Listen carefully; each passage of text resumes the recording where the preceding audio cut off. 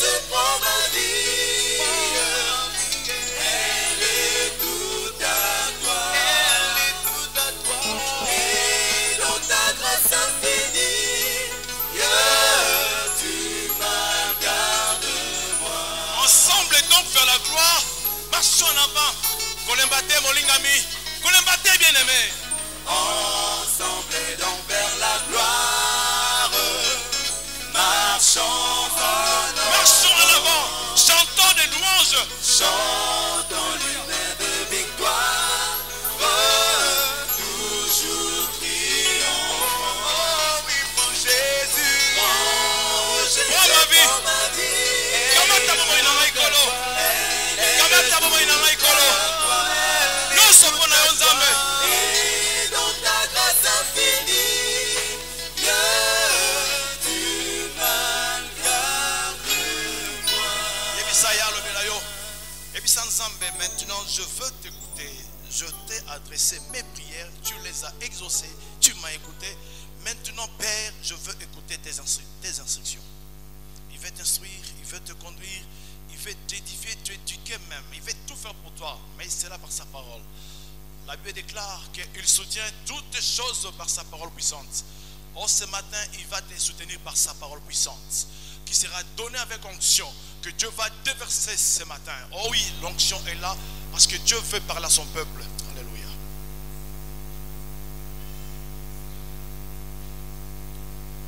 Béni sois-tu, Dieu de gloire et de grâce, toi qui nous assembles, Seigneur Dieu de gloire, pour nous parler. Et merci pour l'instrument que tu t'es librement choisi, par lequel tu veux parler à ton peuple.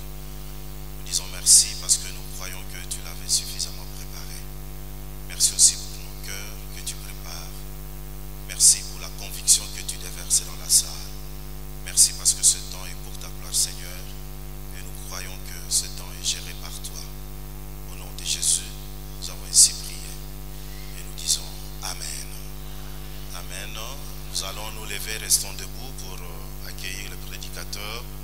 Il a plu au Seigneur de se choisir librement comme prédicateur ce matin, le révérend Mouyoulou, qui est déjà passé par ici pour des prédications à plusieurs reprises. Il est pasteur de la SEPCO, plus particulièrement à l'église locale SEPCO, la main de l'Éternel. Il avance, nous acclamons le Seigneur pour l'accueillir.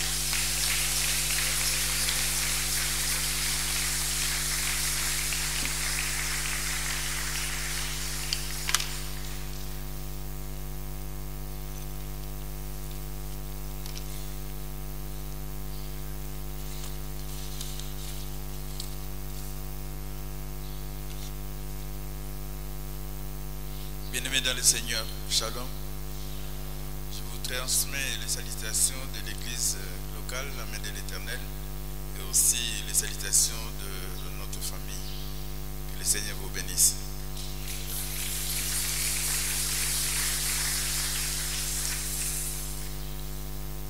La parole de Dieu, nous allons lire dans Marc, au chapitre 6, versets 30 à 44.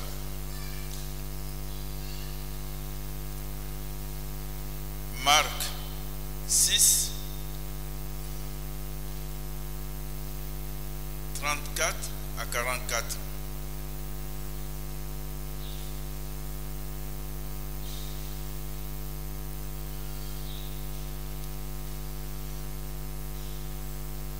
Si nous avons trouvé, voici la lecture. Les apôtres s'étant rassemblés auprès de Jésus, lui racontèrent tout ce qu'ils avaient fait et tout ce qu'ils avaient enseigné. Jésus leur dit, venez à l'écart dans un lieu désert et reposez-vous un peu, car il y avait beaucoup d'allants et de venants et ils n'avaient pas même le temps de manger. Ils partirent donc dans une barque pour aller à l'écart dans un lieu désert. Beaucoup de gens les virent s'en aller et le reconnurent. Et de toutes les villes, on accourut à pied et on les devança au lieu où il se rendait. Quand il sortit de la barque, Jésus vit une grande foule et fut ému de compassion pour eux, parce qu'ils étaient comme des brebis qui n'ont point de berger. Et il s'est mis à leur enseigner beaucoup de choses. Comme l'heure était déjà avancée, ses disciples s'approchèrent de lui et dirent: ce lieu est désert et l'heure est déjà avancée. Renvoie-le afin qu'ils aillent dans les campagnes et dans les villages des environs pour s'acheter de quoi manger. Jésus leur répondit: donnez-leur vous-même à manger. Mais ils lui dirent: irions-nous acheter de pain pour 200 deniers et leur donnerions-nous à manger? Et il leur dit: combien avez-vous de pain? Allez voir. Ils s'en assurèrent et répondirent: 5 et 2 poissons. Alors il leur commanda de les faire tous asseoir par groupe sur l'herbe verte. Et ils s'assirent par rangées de 100 et de 50. Il prit les 5 pains et les 2 poissons, et levant les yeux vers le ciel, il rendit grâce, puis il rompit le pain et les donna aux disciples afin qu'ils le distribuassent à la foule. Il partagea aussi les 2 poissons entre tous. Tous mangèrent et furent rassasiés, et l'on emporta 12 paniers pleins de morceaux de pain et de ceux qui restaient de poissons. Ceux qui avaient mangé le pain étaient 5000 hommes. Amen.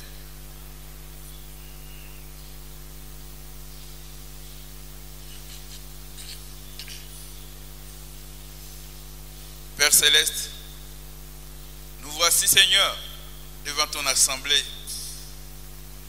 Toi, tu veux leur communiquer ce qui est de toi.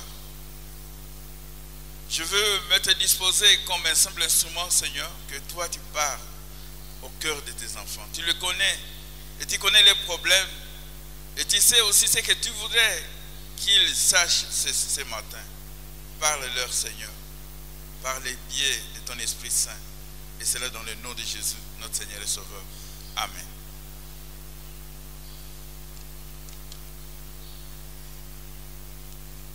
En lisant ce passage, je me suis rendu compte que ce matin, chacun est venu de quelque part.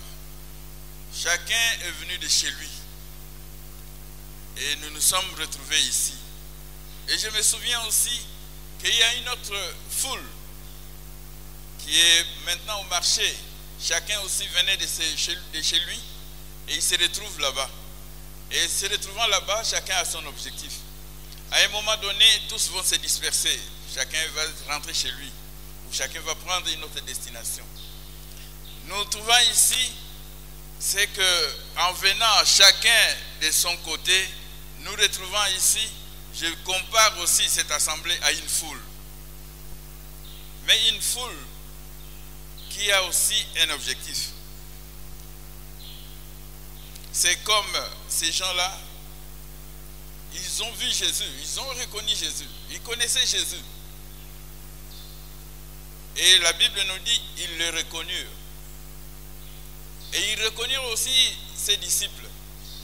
Parce qu'ils les ont vus traverser ou prendre la barque et aller dans un autre lieu.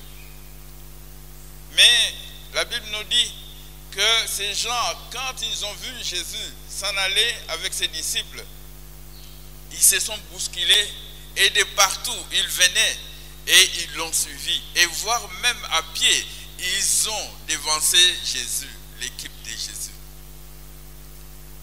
Jésus à ses disciples, il a dit, cherchons un lieu à part, un lieu désert, mettons-nous un peu à l'écart. Ça, c'était ce que Jésus a dit à ses disciples.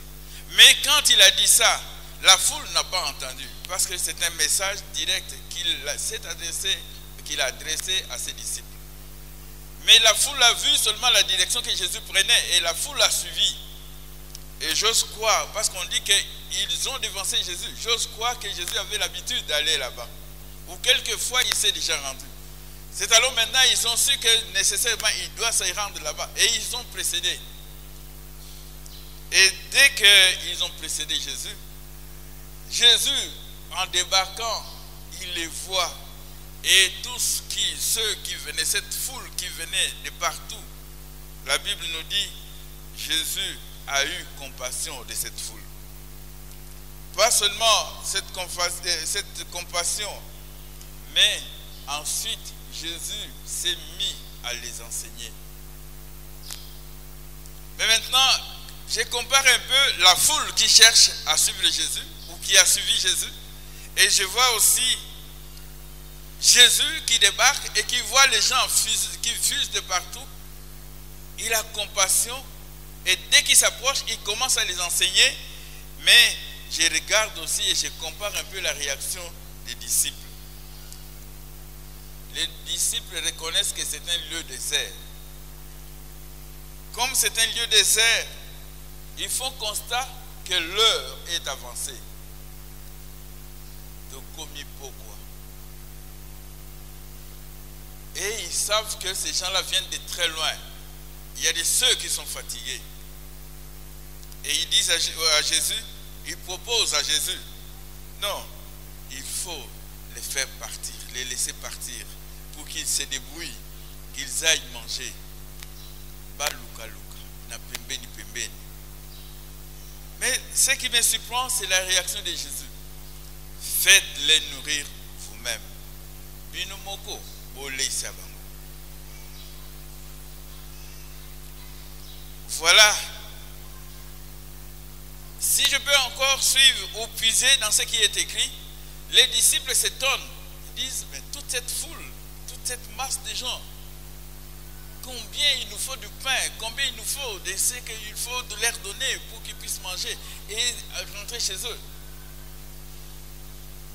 Jésus ne leur donne pas le temps de réfléchir, il leur dit seulement combien de pain vous avez là-bas. Et vite, ils vérifient, ils viennent dire, ah, Kolo, kaka ma pa mitano kaka ma pa mitano. Na mwambisi mi balé. Ici, c'est ce qui est dit. Mais quand je regarde dans d'autres versions ou dans d'autres livres, les autres apôtres, c'est ce qu'ils ont dit. Qu'ils ont vu, Philippe a vu un petit enfant avec 5 pains et 2 poissons. Sans doute sa mère l'a donné pour manger, comme il a suivi Jésus. Et alors maintenant, l'opération, c'est de prendre et de remettre à Jésus. Qu'est-ce que je voudrais que... Ça c'est connu, parce que c'est ce que nous avons entendu de jour en jour et pendant des prédications et prédications. Mais qu'est-ce que je voulais, moi, vous apporter ou essayer de vous parler, partager avec vous ce matin? D'abord, quand j'observe cette foule, la foule est anonyme, parce que très souvent, personne ne connaît l'autre. Quand nous sommes à l'arrêt, personne ne connaît qui est sur mes côtés, à droite, qui est à gauche. Oui, il va, ce n'est pas mon problème. Moi, je suis là, on verra seulement quand soit un taxi, soit un taxibus, soit un bus qui vient, et soit on emprunte à la même direction, ou bien moi j'entre et il reste. Peut-être il a une autre destination. C'est ça la foule. Parce que personne ne connaît l'autre, personne ne connaît la destination de l'autre. Et c'est ça la foule. Mais pour moi, cette foule, bien que chacun venant de chez lui, la foule avait une persévérance. Quelle persévérance? Ils ont quitté chez eux. Il y a une chose je retiens, ils ont reconnu Jésus. Ils ont reconnu ses disciples.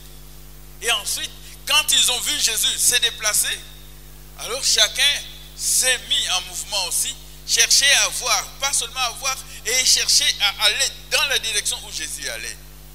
C'est là où je me pose la question. Quand je viens à l'église, qu'est-ce que je viens chercher?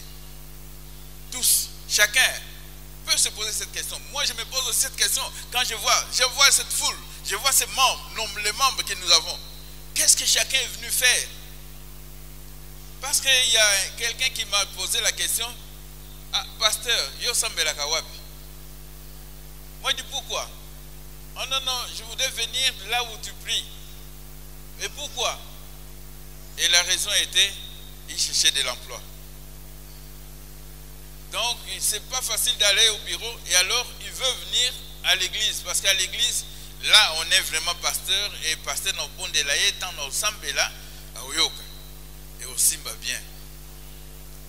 Et ici, je ne sais pas, peut-être aussi il y a des sœurs qui ont un objectif quand ils viennent ici. Mais cette foule, quand ils se sont dirigés, quand cette foule s'est dirigée, chacun s'est dirigé en prenant la direction où Jésus est allé. Ils connaissaient Jésus. Et je me demande si nous, dans l'assemblée, nous connaissons tous Jésus. Et si nous connaissons Jésus, est-ce que nous suivons Jésus? Ils l'ont déjà écouté.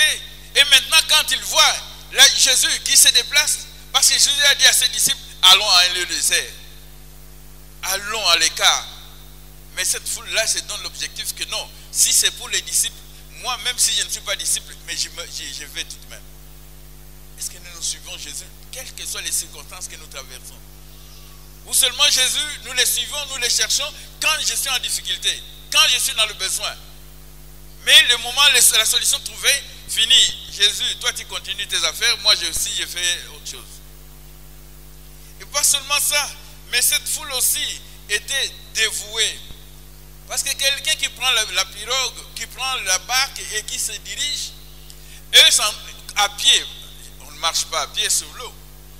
C'est qu'ils ont contourné. Je m'imagine, je vois le lac Kivu, je vois le lac Tanganyika, et les gens qui doivent se mettre à côté pour contourner et aller atteindre le lieu où Jésus est en train d'aller. C'est que c'est une détermination, c'est un dévouement, parce qu'ils veulent écouter Jésus-Christ. Est-ce que moi, quand je viens à l'église, nous, quand nous venons à l'église, et c'est avec dévouement, pour que j'écoute la parole de Dieu.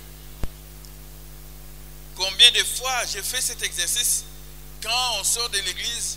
Ah, où tu es ensemble? Ah, pasteur,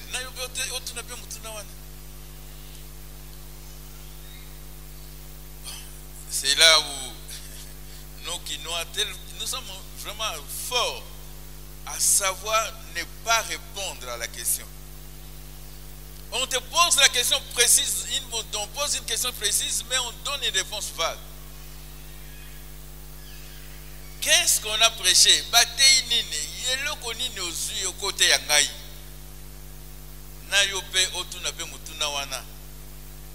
Mais ce n'est pas la question, ce n'est pas la réponse à la question. Mais ces gens-là voulaient écouter Jésus. Ils l'ont écouté et ils ont suivi pour qu'ils l'écoutent encore. Et surtout, quand ils ont suivi Jésus, ils étaient assidus. Parce qu'ils l'ont déjà écouté. Après l'avoir écouté, ils viennent et ils sont assidus. Ils sont attentifs. Ils sont encore en train de suivre les enseignements de Jésus. Parce que Jésus, quand il les a vus, il a eu compassion. Et la Bible nous dit qu'il les a enseignés. Et ils étaient tout patients. Il était aussi dévoué. Il était assidu à suivre ce que Jésus disait. Mais combien dans nos églises, dans nos assemblées, quand les temps débordent un peu, il y a des ceux qui commencent déjà à partir. Mais cette foule-là a commencé et a continué avec Jésus. Et je me demande, quand je compare maintenant avec nos assemblées, je ne sais pas où nous sommes. Et cette foule-là, quand je compare avec cette foule-là et nos assemblées, je me dis, est-ce que ceux-là étaient plus fervents que nous? Pour la plupart, c'était des simples croyants ou fanatiques de Jésus. Est-ce que moi, je suis aussi fanatique de Jésus, fils de Dieu? À ce tableau, je voudrais opposer aussi l'autre tableau. C'est là où je voudrais focaliser mon enseignement de ce matin. Maintenant, c'est Jésus. Jésus qui a vu lui, il voulait se mettre à l'écart. Il voulait un peu de repos. Il voulait un peu parler avec ses disciples. Il voulait être en intimité avec ses disciples. Mais quand il pense être en intimité, non, surpris avant même qu'il arrive, déjà il y avait des gens qui l'attendaient. Et quand il les regarde, sans qu'il y ait quelqu'un qui les commande, sans qu'il y ait un maître, sans qu'il y ait un diacre derrière eux, pas de diaconesses, pas de tels chefs, pas de telles équipes, pas aussi de... Non, c'est chacun, d'une manière spontanée, d'une manière voulue, personnelle, un engagement ferme. Et il est allé, il a suivi Jésus. Sans que Jésus dise où il allait, ils étaient déjà là. Est-ce que nous aussi, nous chrétiens aujourd'hui, chrétiens, biso bandimi, est-ce que tu as Luka Yesu ndenge bandinga ope ba Luka ki Yesu batinga minetinga nyoso to bakei kolanda ye alobi te be bakei te bakutana ba yokai. Jésus est ému, pas seulement ému, mais il est plein de compassion. Mon frère, ma soeur, Jésus a compassion de toi, tel que tu es là. Il connaît ton problème. Tel que tu as quitté la maison, tu n'as pas mangé. Jésus connaît, il a compassion, il veut t'aider. Il connaît ce problème. Et il en souffre aussi. Tu es dans la joie, Jésus connaît. Et Jésus, il nous connaît tel que nous sommes. Il nous voit dans nos déplacements. Il sait aussi ce qui va nous arriver d'un moment à l'autre. Voilà la première leçon que je tire sur Jésus. Mais quand il est plein de compassion, il fait une action, c'est les enseigner. Il a déjà commencé à enseigner, et il continue à les enseigner. Il n'a pas dit non, rentrer ici c'est pour les disciples, non, seulement, non. C'est quand il a commencé aussi à les enseigner. Et ils étaient assidus à suivre ce que Jésus disait.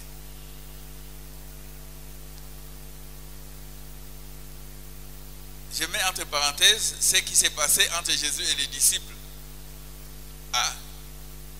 Poro, au monite que ngonge pusani, bengana bango, tika bango baken. Jésus dit, nourrissez-le vous-même. Mais dans manger au kokate, même kutubi soto lete vanda tongo, nourrissez-le vous-même. Mais tous les sika vous écoutez ça, nourrissez-le vous-même. Et quand Jésus dit ça, il leur demande, combien de pain avez-vous? Voilà. Jésus, il sait la moindre des choses que nous avons, c'est ce qui l'importe.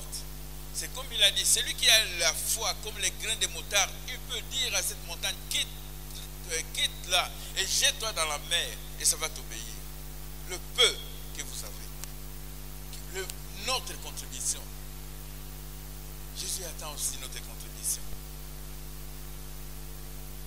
J'ose croire, il n'y a personne qui me l'a dit, mais moi je crois que quand il y avait cette opération de construire ce temple, au début, qu'on devait casser ce qui était et élargir, sans doute il y a de ceux-là qui ont quitté cette église.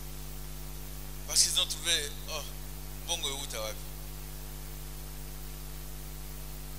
c'est comme les disciples aussi. Ils ont vu, ils regardent la foule, ils disent, mais d'où viendra l'argent? Mais voilà, là où Jésus nous amène. Il dit, faites-les asseoir. Ça, c'est la première chose que je tire. Et vous aussi, je vous demande de rester assis au fanda.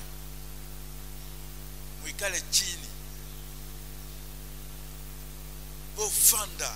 Et ce que je dirais de mieux, demeurons dans la SEPCO, demeurons dans cette église francophone. Parce qu'il y a trop de tamboulés. En diamant, on appelle tamboulé. Celui-là, il entre dans ses premiers comptoirs, il présente son diamant, on lui dit, bon, ce diamant, je pense que ça peut te coûter $5 000. Il trouve que bon, ça va, je reviens. Et dès qu'il sort, il va dans un deuxième comptoir, il présente. Mais ce qu'il oublie, les tamboulés, ce qu'ils oublient, entre le premier comptoir et le deuxième comptoir. Ces gens-là sont la connexion. Ils s'entendent. Il voit déjà, dès qu'il a vu, il voit les caractéristiques. Il signale à ses frères. Voilà, il y a un tel diamant, de telle grosseur, de tel poids, de telle qualité, et qui est en train, moi j'ai proposé 5 000. Et dès que tu vas, le premier prix qu'on t'a donné, tu ne le trouveras plus jamais ailleurs. Dès que tu vas là-bas, moi je pense que ça peut être 4 500. Ah. Et tu vas ailleurs, c'est 3 000. Et ainsi de suite, tu es découragé. Dès que tu rentres au premier bureau, on te dit, oh, du fait que c'était déjà sorti, je n'achète plus à 5 000, je dois descendre ça. Voilà les tamboulés. Et nous aussi à l'église, il y a les tamboulés. Je suis ici ce matin. Et combien de fois, si on peut quitter ici, si Dieu peut me permettre d'aller quelque part, et je trouve encore. Il y a de ceux qui trouvent que, mission Nukuna, Moli Moizate, c'est mieux là-bas. Mes sœurs, excusez-moi, mais souvent c'est ce que je constate. Nos sœurs, dès qu'ils trouvent que tel là-bas, là qui n'est pas Maman Olang. Non, Jésus n'est pas chez Maman Olang seulement. Demeurons ici à la SEPCO. Dieu nous connaît ici. Notre frère, notre produit aussi viendra ici. Notre récompense viendra ici. À la SEPCO, ici à l'église francophone. Dieu te connaît comme tel. Il voit, il connaît ton problème. Il est ému. Il a compassion de toi. Et il sait comment résoudre ton problème. Mais demeure ici. C'est pourquoi Jésus leur a dit, mettez-les assis, qu'ils s'assoient. O tele mingi, o tamboli mingi. Yesu asengi yo fanda mwana nangai. Fanda na église francophone. Nakokuta na yo kuna.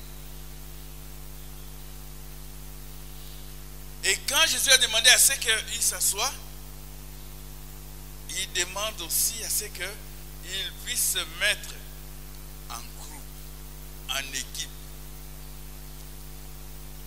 Voilà. J'ai parlé de la foule au départ. La foule, eza wenzet. Mutuna mutaye, yo kosoma madesu nga na eka kotala kaba pri bongo na zonga e mususu kuna ye ko lukaso makayab. C'est ça la foule. Chacun a son objectif. On ne se connaît pas. Mais tandis que Jésus, de cette foule, il veut former une équipe. Léopard. Outa Brésil, outa wapi. Mais l'objectif, c'est une avant-centre. Il y a défenseur, il y a goalkeeper. Moto na moto, na qualification na ye. Moto na moto, na fonction na ye. Et aussi, Jésus voudrait que nous soyons en équipe. De cette foule, que nous puissions être transformés sous l'ordre de Jésus, en équipe, suite aux enseignements que nous écoutons. Parce que Dieu connaît chacun de vous tel que vous êtes là. Il connaît les talents qu'il a mis un talent dans tout un chacun. Mais ces talents, quand nous sommes en équipe, ces talents pourraient être pour l'avantage de cette équipe-là. C'est pour l'avantage de notre église. Et soyons aussi patients, soyons aussi assidus à suivre. Peut-être ton talent, c'est pour que quand l'église va terminer, que tu puisses améliorer les décors à l'intérieur. Mais du fait que tu ne pas utilisé non, soyons patients. Le temps viendra pour que toi aussi tu mettes en exergue ce que Dieu a mis en toi. D'abord sur place, et quand nous sommes sur place, formons une équipe. Ne restons pas une foule. Parce que ceux qui Wenze Sili et Sili. Mais tandis qu'ici, même si l'église terminait, on se connaît des adresses. On peut se retrouver, même au niveau des cellules. On peut se retrouver, même au niveau des organes, tels que des chorales. On peut se retrouver. Mais le Wenze, d'après Wenze, aucun de maman des soins. Voilà, Jésus voudrait qu'il y ait de l'ordre.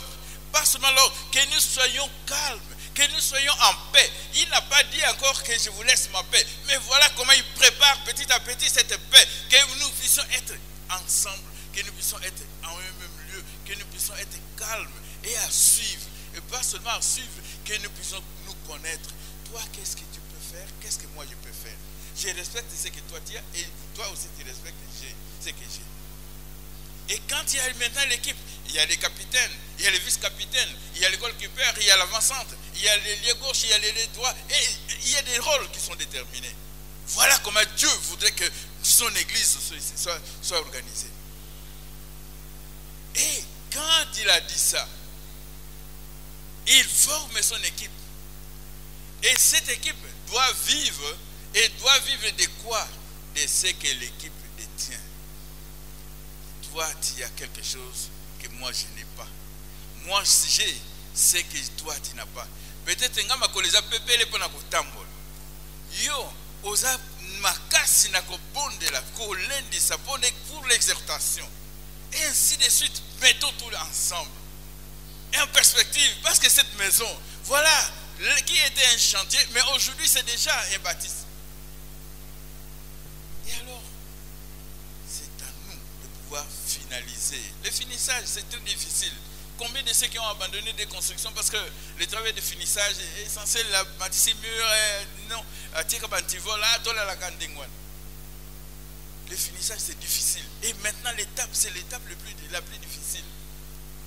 Et c'est pourquoi nous avons aussi besoin que nous puissions travailler en synergie, en équipe ordonnée. Que chacun sait qu'il a, qu'il donne. C'est pourquoi Jésus a dit, ce que vous avez, non, nourrissez-le vous-même. Cette construction, c'est vous-même qui allez achever ça. Il n'y a plus question que nous puissions écrire encore aux Américains. Je sais que vous autres, vous ne connaissez pas ça.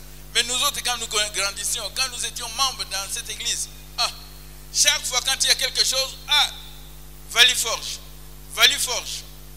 Moi, je me demandais, parce que un jour, j'ai demandé à mon père, Valleyforge, c'est qui? Il dit non, ce n'est pas quelqu'un, mais c'est l'organisme qui envoie les missionnaires ici. Mais comment? Pourquoi est-ce que chaque fois on doit s'adresser là-bas? Ça me révoltait parce que maintenant, tout ce qu'on peut faire, on veut construire un temple, nous demandons à Valleyforge. On veut avoir un véhicule, demandons à Valleyforge. Et curieusement, quand moi je me tourmentais, c'est en ce moment-là que les missionnaires me diront, non, nous avons fait plus de 100 ans et maintenant nous sommes prêts à pouvoir rentrer, que vous-même vous preniez charge. Et ça qui passe, n'est pas de loin. Pour que nous puissions accepter que oui, le Valleyforge ne va plus. D'ailleurs, même maintenant, à l'Assemblée Générale, il y a des ceux là, surtout à l'intérieur, de ceux qui continuent à demander que nous bâtissons de la Bissau. On a dit ce qu'on ne vient pas, s'il y en a. Mais qu'est-ce qu'eux, ils peuvent envoyer? Voilà, Jésus regarde la foule et dit, non, qu'est-ce que vous avez? Ce sont les disciples qui disent, non, renvoyez-le. Mais moi, je préférerais là où un petit enfant, pas un disciple, un petit enfant, dans la foule, qui n'avait que 2 poissons, 5 pains. Et alors maintenant, quand on prend, on amène à Jésus. Et Jésus a multiplié. Voilà l'action de grâce que vous attendez. L'argent, ça doit venir de vous. Non, ce n'est pas parce que tel frère vient en véhicule. Non, il venait d'acheter un nouveau véhicule. Non, parce que tel frère fait beaucoup de voyages. Non. Dieu attend de toi, il attend de moi. De plus diminué au plus nanti. Et Dieu sait pourquoi il a mis celui qui est nanti, pourquoi il a mis aussi celui qui est diminué ensemble. Parce que nous formons une équipe, et une équipe forte. Et cette équipe, pour que nous puissions plaire à Dieu, que nous puissions répondre à Jésus-Christ. Ce que nous allons amener à Jésus, Jésus va bénir. Le peu que vous allez amener, Jésus va bénir et cette construction va terminer. Mais si chacun garde, non, nous ne sommes, c'est ce que je ne cesse de dire à l'église. Mane kokwe ya lisusuté, mane ezalaki na désert, biso toza na Congo, oyo eza paradis ya mokili oyo. Vous savez combien de cela? Même si les Occidentaux, l'homme blanc d'une manière générale, quand ils viennent, combien de ceux-là qui peuvent vous demander, qui demandent, ah, toi tu es congolais, si je peux entrer même dans ta valise, il faut que tu me ramènes là. Mais ici, nous, mais tandis que eux là-bas, ils cherchent à ce qu'ils viennent ici. Parce qu'ils savent qu'ici, à partir de rien, je connais un monsieur, il était dans le diamant. Et quand son patron l'a demandé de rentrer parce qu'ils étaient en vacances, et maintenant quand il est arrivé là-bas, il dit non, je change, je ne veux plus rentrer au Congo. Il a arraché son passeport de service. Ce type-là, ce qu'il a fait, il rentre chez lui, il dit à sa femme, moi je vois maintenant que ma vie devient inutile. je vais me tuer, toi tu te débrouilles. Et la femme lui demande, non, commence d'abord à me tuer et après tu vas te tuer. Et effectivement, il a pris le revolver, il a tiré sa femme, il s'est tiré et les deux sont partis. Rien que parce qu'on l'a refusé de revenir au Congo. Mais bino bozo bukan. Congo ango mutakufi kuna mais ah bino bozo monango pam. Voilà le peu que nous avons amené à Jésus. Et Jésus sait comment est-ce qu'il peut fructifier, comment est-ce qu'il peut multiplier, comment est-ce qu'il peut rendre plus rentable pour que la vie devienne prospère. Voilà l'extension de Gemena. J'ai été plusieurs fois à Lubumbashi. Ça me fait pitié, une grande ville. Mais nous sommes représentés à une petite église. Un petit coin là, reculé. Bon, j'aimerais que nous puissions descendre aussi à Lubumbashi. Quand je regarde, et par contraste, nous sommes tout petits, nous sommes dans un hangar, mais les autres communautés de l'ECC dans le Katanga nous respectent. Le pasteur qui est là, à peine consacré, s'il n'est pas là, on trouve que non, on doit attendre. Qu'est-ce qui se passe? On commence à téléphoner, il doit être là. Voilà quel poids que nous donne, que les autres nous donnent. Mais nous-mêmes, nous ne voulons pas nous mettre à notre place. Le peu que nous avons, amenons à Jésus. L'action de grâce que nous attendons, non, à Jésus. Pour que Jésus puisse fructifier, pour qu'il puisse multiplier, qu'il puisse transformer. Et afin que cette église, pas seulement les temples ici, mais qu'il y ait plusieurs temples francophones à travers la République. Et si je suis sûr, j'ai foi en Dieu qu'il le fera. Et c'est possible avec vous, avec moi. Voilà le message que j'avais à vous apporter ce matin. Demeurons là où nous sommes. Demeurons au Congo. Demeurons à la communauté baptiste du Congo. Demeurons à l'église locale francophone. Et dès que nous demeurons, formons une équipe forte. Travaillons en synergie dans cette équipe. Et le peu que nous avons amené à Jésus, et Jésus va bénir. Que le Seigneur bénisse sa parole.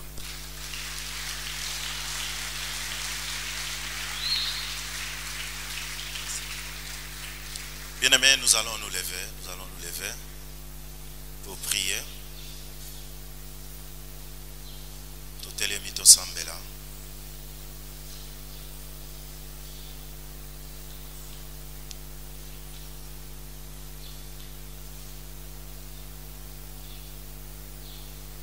Yato Zelabino, Boutikali Abofanda Telema, parce que nous voulons prier. Nous voulons prier. Commençons par un chant. Zembo Mweko Tsabison à Losambo. Nous sommes au-devant du trône de grâce de Dieu. Il vient de nous parler. Et il attend aussi que nous lui disions quelque chose en guise de remerciement. Et c'est pour cela que j'aimerais que nous commencions par le remercier. Tombola Mongongo, Zambalo Belio. Et j'aimerais que tu lui dises merci par rapport à ce qu'il t'a dit d'une manière particulière. Ce que tu as reçu comme message ce dimanche. Élève ta voix et bénis le Seigneur. Alléluia. Alléluia.